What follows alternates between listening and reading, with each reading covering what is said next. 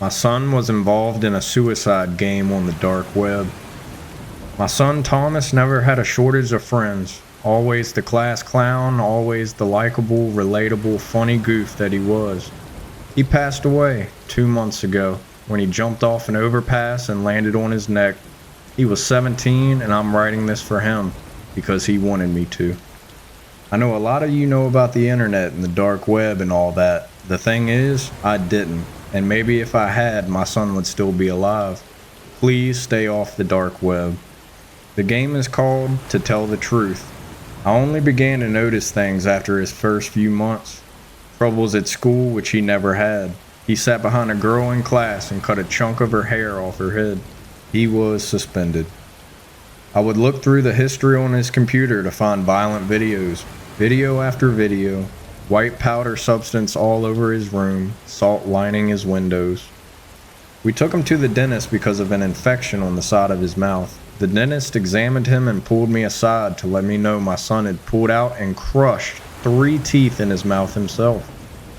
The last straw was when I caught him in the bathroom about 2 months before he died. He was carving some sort of symbol into his arm on a live stream.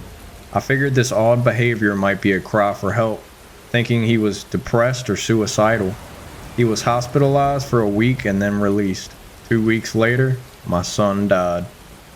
A month before my son died, every person in my family received an email.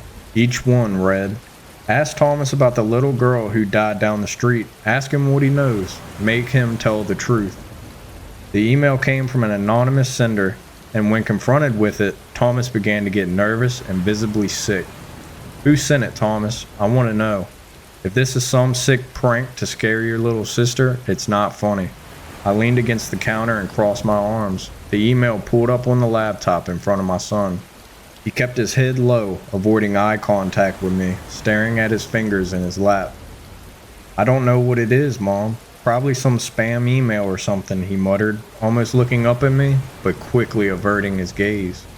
"A spam email that happens to have your name in it and information on the crime committed down the street a few weeks ago? I don't think so." I glanced at the screen for a moment. "So, do you know something you're not telling your father and I about this?" I said, looking back at him again. "No." Tears welled up in his eyes as he stared at the computer screen. "I don't know anything." "What's going on with you, Thomas? This is so unlike you. Please, if you're not okay, please just tell us. We want to help you. We want our Tom back." I put my hand on his, but he pulled away quickly and wiped his eyes quicker. "I don't know anything, Mom. I already told you. I'm fine." He got up abruptly and started towards the doorway. Now I could feel the tears begin to form in my eyes as I saw him walk away. My son was almost unrecognizable. He was skin and bones, purple bags under his eyes like he hadn't slept in days. His clothes hung and bagged on him as I saw him walk to the door. "I love you," I squeaked out. He stopped for a moment and looked back at me. And I swear to God, I'd never seen more pain in anyone's eyes than I saw in his that moment. He let a tear fall as he turned away again, his back to me now. "I love you, Mama," he croaked out before exiting the room quickly. He began to look worse as time went on. Thin, frail, tired, and fatigued. My husband and I found therapists, took him to doctors, pulled him out of school, and did everything we thought that was right leading up to my son's suicide. About a week after his death, I feel like half of me was missing. I couldn't move or talk or get out of bed, and I didn't. All I could do was think about Thomas, and the guilt ate me alive. I knew my email had to be overflowing with emails from clients at work, and I knew I'd have to get back to work soon, for me, for my husband, and for my daughter.